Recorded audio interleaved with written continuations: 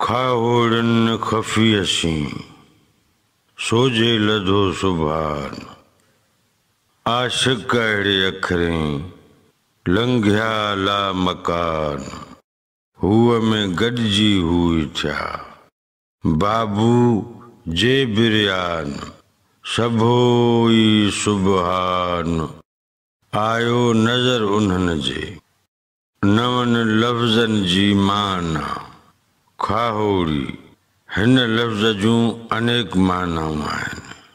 मिसाल तौर खाहोड़ी माना सैलानी फ़क़ीर ॾुथ ते गुज़रानो कंदड़ ॾुथ ॻोल्हींदड़ या मेहनती माण्हू। ख़फ़ी माना ॻुझो ज़िक्र जो लिकल तरीक़ो। सोझे माना ॻोल्हे। सुबहान अल्लाह साईं जो नालो। ला माना न। मकान माना जाइ या हंध। ला मकान माना मकान जो ज़िद।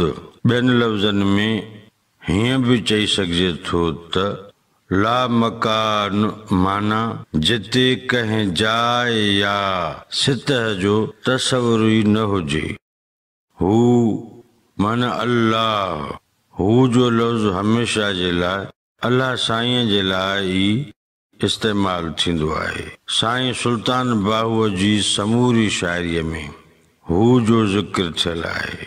मिसाल तौर सुल्तान बाहूअ जे हिक बैत जी मिसर पेश कजे थी। ईमान सलामत हर कोई मंगे इश्क सलामत कोई हू। बाबू हिन बैत मूजिब माना थींदी बाबू माना फ़क़ीर। बिरयान माना पकल। हिन बैत मूजिब बिरयान लफ़्ज़ जी माना थींदी इश्क में रची रेटो थियल। सभोई माना समूरो।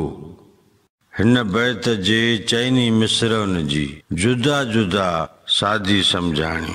खाहोड़न खफ़ी असी सोझे लधो सुबहान। जेके खाहोड़ी आहिनि तिन खफ़ी असी सुबहान खे ॻोल्हे लधो आहे। आशिक अहिड़े अखरें लंघिया ला मकान। अहिड़े तरीक़े सां आशिक ला मकान लंघी विया। हुअ में गॾिजी हुई थिया बाबू जे बिरयान। बाबू हू में मुलवस थी बिरान थी पिया। सभोई सुबहान आयो नज़र उन्हनि जे। उन्हनि खे सभु सुबहान ई नज़र आयो आहे। हिन बैत जो मजमूई मतलब ऐं मफ़हूम हीअं बयान करे सघिबो। खाहोड़न खफ़ी असी सोझे लधो सुबहान। आशिक अहिड़े अखरें लंघिया ला मकान। हुअ में गॾिजी हुई थिया बाबू जे बिरयान।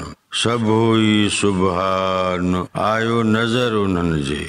लतीफ़ साईं चवे थो त जेके मख़फ़ी मेहनत कंदड़ माण्हू आहिनि तिन ख़फ़ी मख़फ़ी ज़िक्र सां सुबहान ताला खे ॻोल्हे लधो आहे। इन मख़फ़ी मश्क सां मेहनत कंदे कंदे हू ला मकान पिणु लंघी विया। हू मेहनती हू जी ज़ात में हल थी रची पची रेटो थी पिया आहिनि। हाणे उन्हनि जो इदराक हर हंध हर जाइ में हर शइ में सरासर सुबहान ई ॾिसी रहियो आहे।